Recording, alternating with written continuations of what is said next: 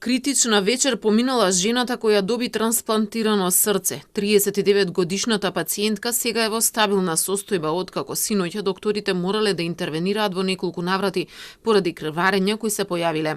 Сега според министерот Венко Филипче ситуацијата се следи од минута во минута, а на секој час се проверуваат и параметрите на крвта, дишењето и работата на срцето. Тој е оптимист, бидејќи сите овие знаци засега се добри и се надева дека најтешкото поминало.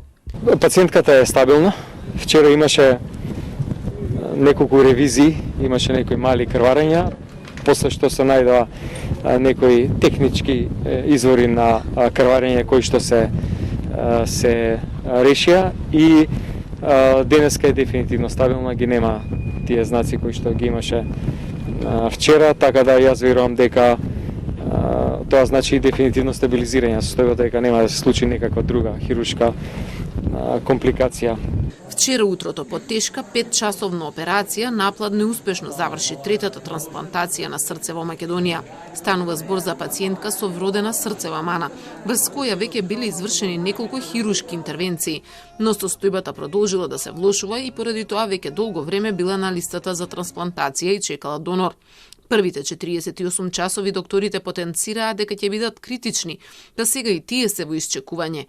Министерството за здравство засега не го открива идентитетот на жената која доби здраво срце, а се крие и идентитетот на донорот и тоа по барање на семејството.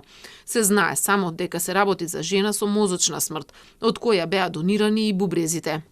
Двајцата пациенти на кои вчера им беа трансплантирани бубрези од починат донор се чувствуваат добро. Трансплантацијата беше извршена кај 44 годишен маж кој беше на хемодиализа и кај 30 годишна жена која беше на перитонеална диализа. Првата трансплантација на срце во земјава се случи во мај минатата година. Срцето на трагично починатата Емилија Динева продолжи да чука во 53 годишниот Иван Огненовски. Во јули минатата година семејството на велешанецот Борче Пинов ги донираше неговите бубрези и спасија 2 животи, но за жал за неговото срце немаше соодветен примател.